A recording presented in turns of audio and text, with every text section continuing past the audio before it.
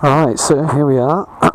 Gonna give a Honda NC750X a bit of a go and see how we get on.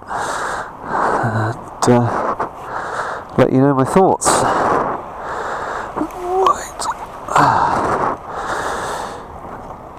My usual bike is a CBR 900 Fireblade, so this is a little bit different.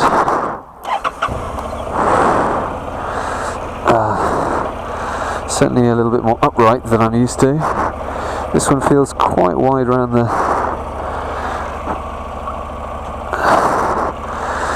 sort of waistline. Other than that, seems okay. The clutch is almost there, so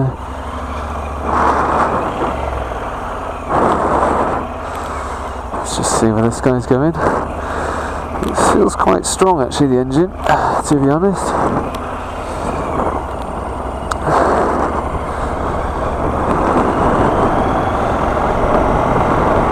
So this is first gear. So far, pretty nice actually. The brakes aren't too bad.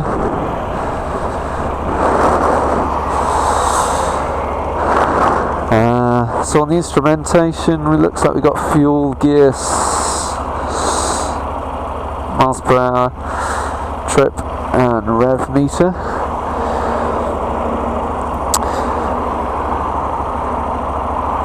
And there's also a clock.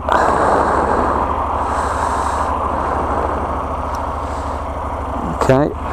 My biggest worry actually is the horn button down here is massive and very close to the signal. We'll see how we get on with that. I might be beeping at people as I go around corners. Hopefully not. The riding position is quite comfortable actually. Quite wide and high in the handlebars compared to what I'm used to, which is normally sort of like down here somewhere, which is good. The indicators themselves are quite small actually, and just there down the front.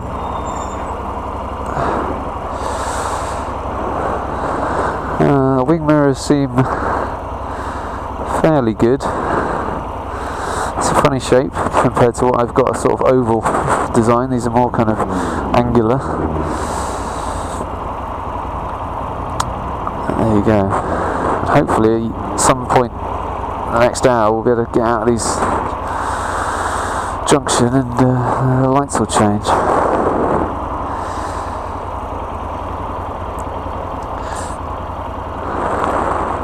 Maybe now? No? Still not yet. Okay, good.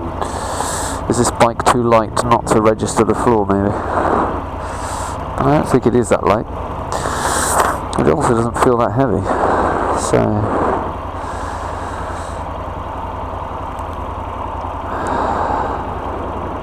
And we're off.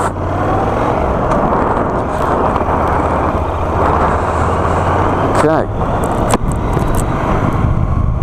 Oh, there goes the horn straight away.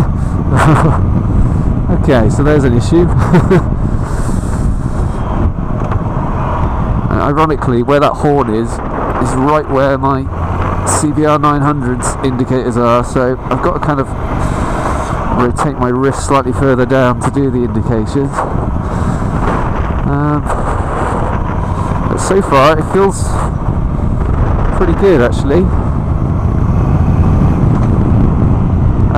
It feels very high up compared to what I'm used to. The gearbox is a little bit clunky, and on and off throttle is that's okay. Maybe in lower gears it's not too bad. In first and second you really notice the on-off throttle variation.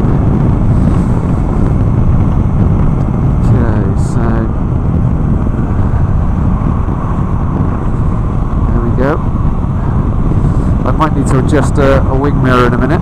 We'll see how we get on. I'll just get a little bit of speed up so I can do that. Oh, I'm not sure if the whole bracket moved then or whether it was just the angle bit. Anyway.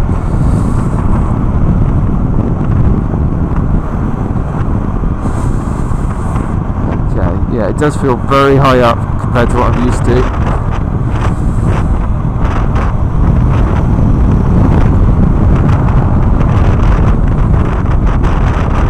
Okay, the whole wing mirror just moved itself in the wind, which was nice, so I may need to stop in a minute.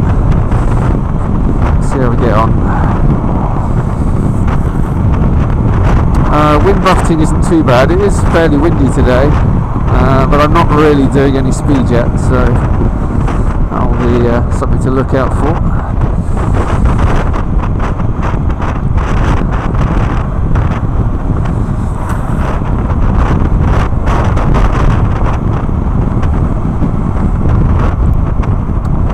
So this bike is one of the two bikes I'm going to try today.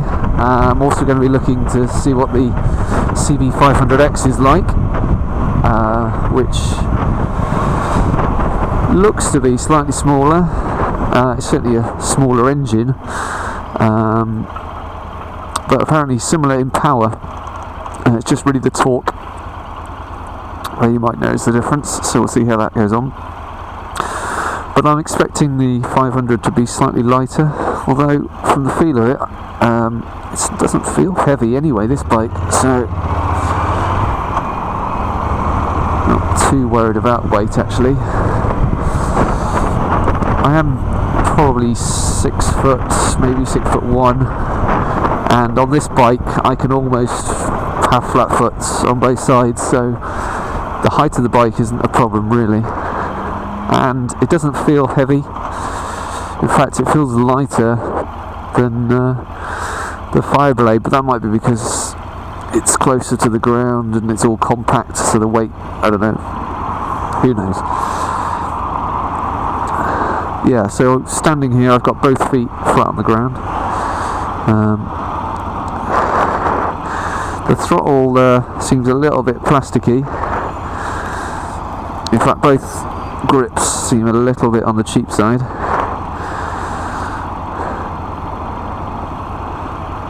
And I can't really hear the engine, so I guess that's a good thing. I'm used to a very noisy bike. I'm guessing either of these models probably benefit from a different exhaust.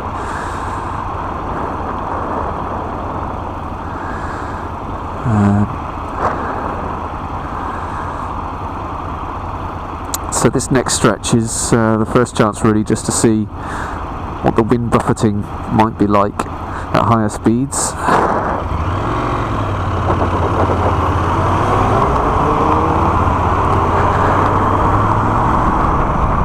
Oh crikey, shit.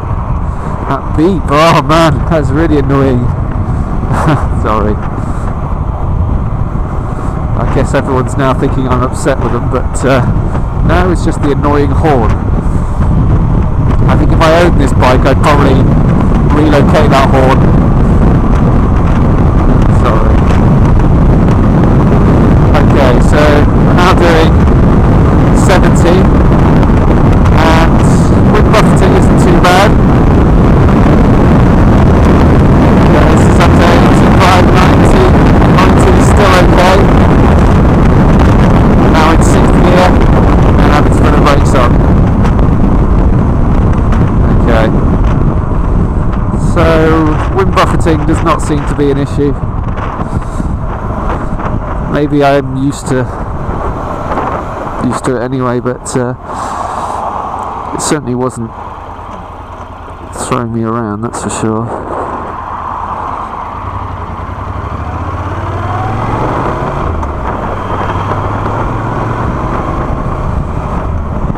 Acceleration seems to be good enough. Let's just try. We're doing 40. Right, flat out. 3rd gear, 50, 60, 70, 80.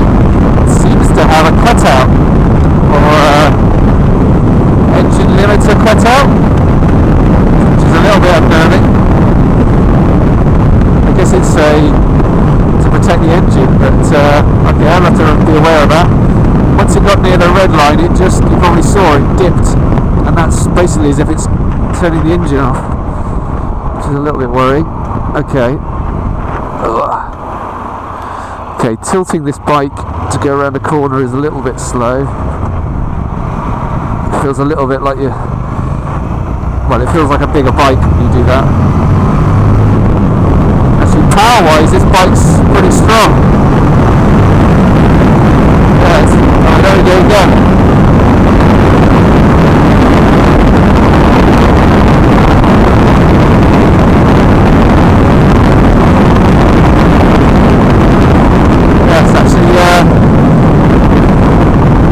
Speed-wise is not an issue on this bike. In fact, I'm going to go back over here. Okay, the brakes seem pretty good. Certainly enough for most requirements. This bike obviously having ABS front and back, which is useful. Alright, let's try and find this indicator again. I'm having to actually look down at the indicator to use it at the moment, because I'm not used to it obviously, but I don't know why they need to make the horn quite so big as a button, but there you go. Oh, this guy's turning, so let's just give him a sec. Alright, we're in third, 20 mile an hour. Just accelerate. 30, 40, 50, 60, 70. Okay, so there you go, there's your test. Yep, so fifth gear, seems quite comfortable. Oh, it's still indicating. Oh man. Okay, well that's interesting.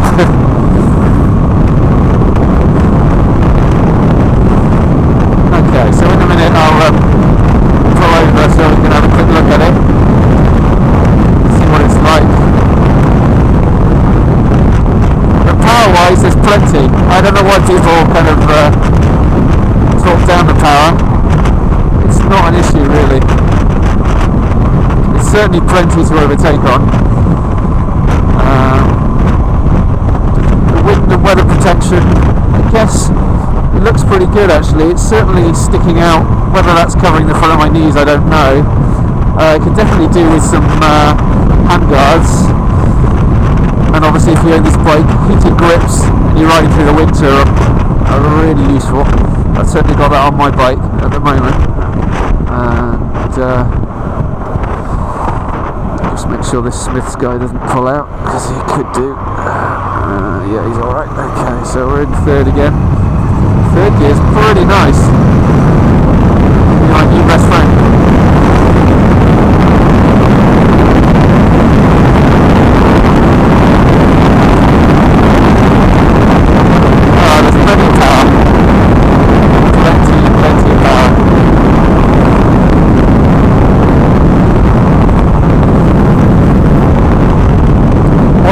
Test is sort of leaning, tight angles, slow riding, suspension. Can you stand up on it? Would you ever want to go off road on it? You know, that sort of thing. Could it handle a dirt track? I'm not talking rocks and boulders here, but just, you know, something that isn't tarmac.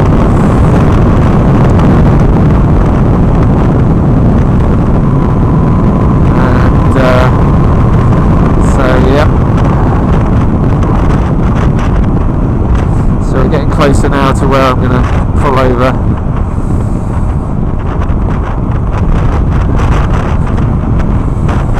In fact, I might just pull in here, just because it's convenient. Right, where's that horn? There we go, and there's the indicator. Okay, let's just test the brake. I've got a bit of a bump here, let's see what this is like. Oh, quite easy.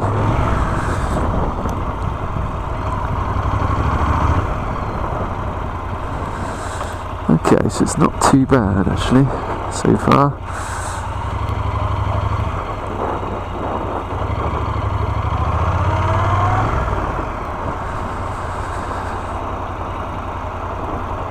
So I'll just pull it over here and have a look at it, see what we think. Okay. Ooh. So the foot peg is kind of behind the back pedal. Back peg, so it's a little bit awkward to get your foot around, and there we go. So this is the NC750X. It looks okay actually. I don't know why they do this now with a lot of bikes on the back, sort of have a protruding element to it. I guess they want the main bulk of the rear bit to be shorter, so therefore they have to extend it back beyond the rear wheel. But no, other than that, it's fine. Everything seems to be pretty well covered actually, in terms of protecting the engine from weather and stuff. Headlights, oh right, okay, they look like LEDs and it's just a top row by the looks of it, but they've also got this kind of outer section which is a bit weird. On the back, looks like LEDs again. So yeah, so there you go. Right, what I might do now then is take it back and have a go on the other one. We'll just have a quick test of that. Getting on and off it isn't too bad, but again I say I'm probably long enough legged to be able to cope with a slightly bigger bike. Let's just see what the suspension's like. Okay, it's pretty standard really. Yeah, seems okay. Right, so in first.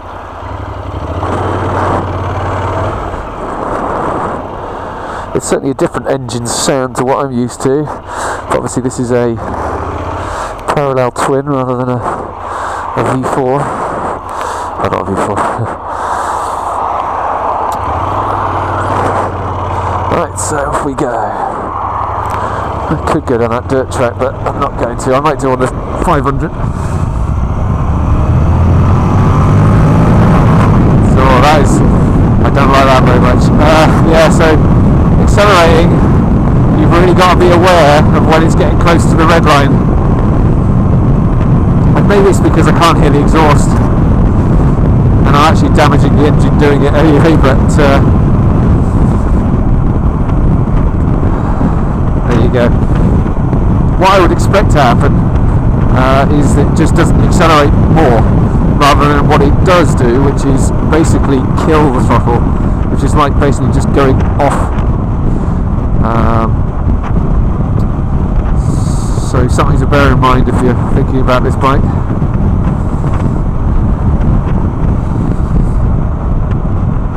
It doesn't feel too uncomfortable at the moment. It is quite high. Maybe I'm just not used to it, but my left arm particularly feels high up, almost as if someone's holding my arm up, rather than it being a natural where I would put my hands if I was sitting like this normally. If you imagine you sat at a desk, that's where you would normally put your hands, I guess, that sort of level. But this seems slightly higher than that. I guess my ideal position would be about 6 inches lower, maybe. Maybe this is just me being unfamiliar with this type of bike, but that's my opinion. In terms of weight, manoeuvrability, it seems okay.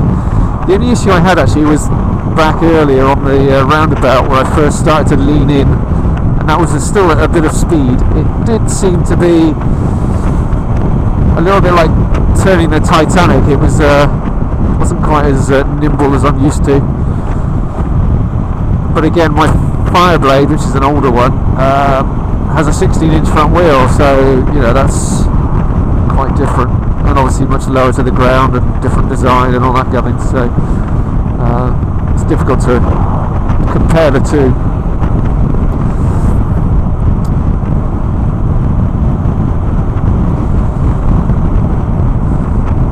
So I guess this is the kind of normal riding you would do on this bike, and you're just commuting somewhere, which is I guess what this bike's really for. It's certainly not a racer, it's certainly not an off-road bike. It's really just get you somewhere, minimum fuss with minimum fuel usage.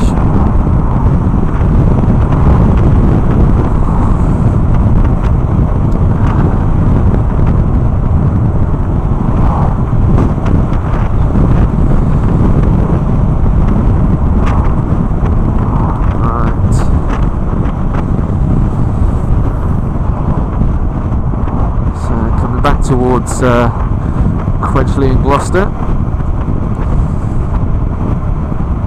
I might change the route slightly just to keep it a little bit more interesting.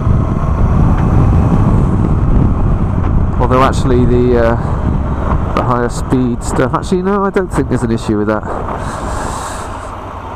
Slower speed manoeuvrability, I guess I haven't really gone for yet.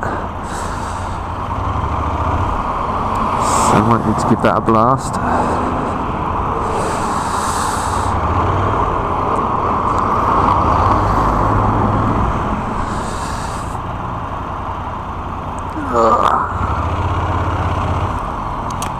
Okay, indicator on. Okay, that's quite bumpy. That's quite useful to know. Seem to cope okay with it. Let's go around, shall we?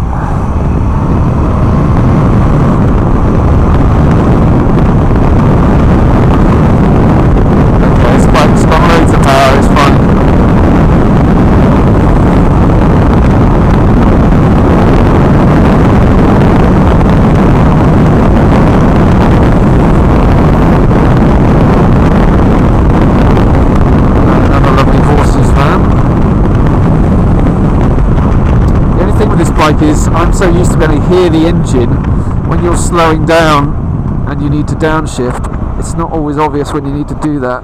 What's this guy doing? There we go. It's quite a nice initial sound of the engine when it's that's sort of almost just above idle. I can't really hear the engine now. Once you get into the 50-60 mile an hour, the wind noise is too much. It's not buffeting noise, but it's just what you'd expect at this sort of speed. So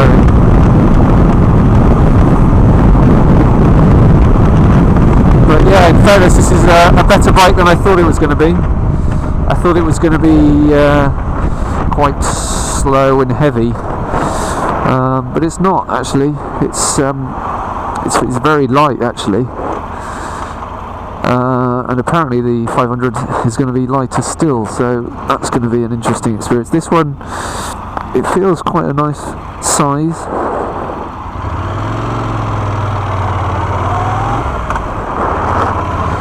So for me anyway, obviously if you're a bit shorter, I'm sure you can get away with it, but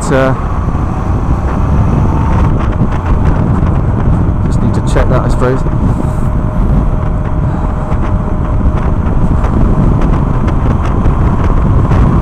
I need to get used to this bike, but my left arm is starting to ache a bit.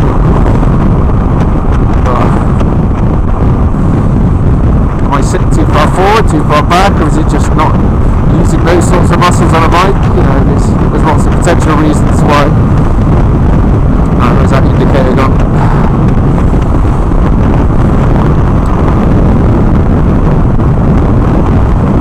Yeah, it's very comfortable. The seats isn't very thick, if I'm honest, looking at it. So what the bike feels like over long riding distances, I don't know, but I guess all I can do is compare it to the next one. It's not uncomfortable, and actually the width of the seat is about right in terms of your legs being a comfortable distance apart and that sort of thing.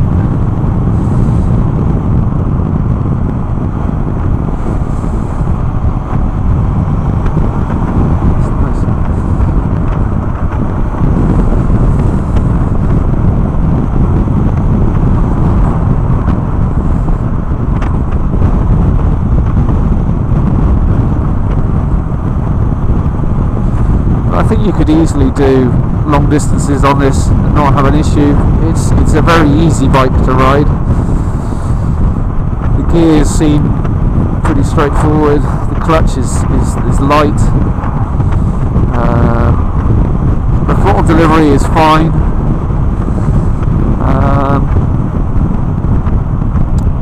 Yeah, really my only main complaint really is, one, why do you have to put a horn so prominently close to the indicator and also make it so big? you know, it could be somewhere else.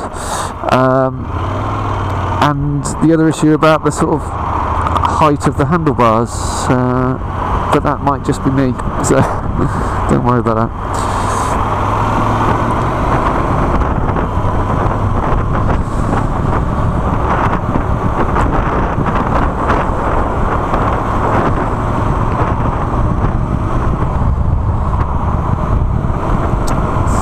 So we're getting close to returning to the Honda dealer in not very sunny Gloucester.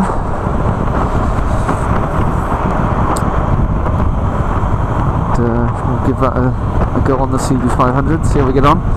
For those, I'm sure all of you know this stuff, and that's why I'm not talking about specs on these bikes, because if you're anything like me, you'd have read it all anyway. All you really care about is, you know, what do people actually think riding it, because that's the stuff you can't really write down in a spec sheet. But the CB500, obviously there's 3 different types of that particular bike. There's an R, there's the X obviously, which is the slightly larger, more suspension travel, etc. The R is the racer, and then there's the F, which is kind of somewhere in between, I guess.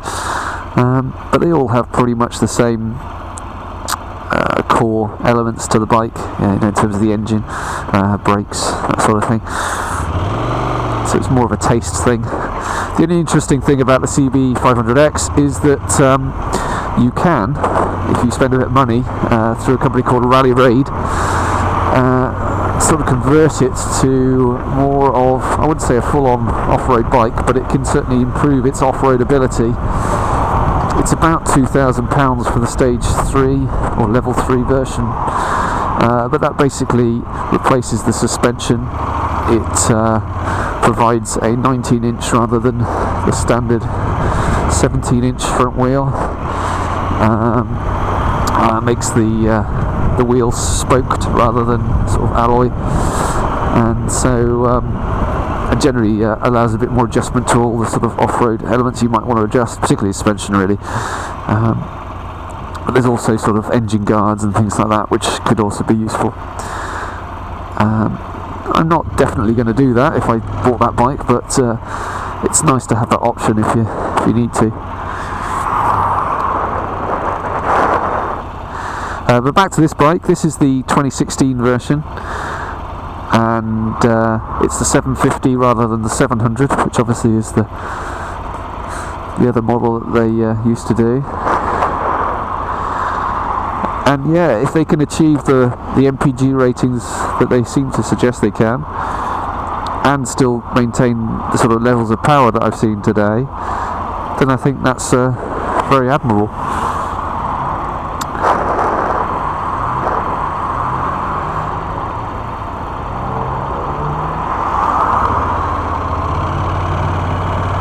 Right, so off we go.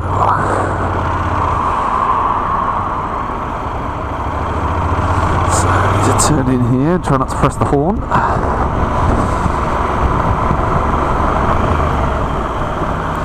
we go. Right, let's hope we've still got time left for the other bike as well.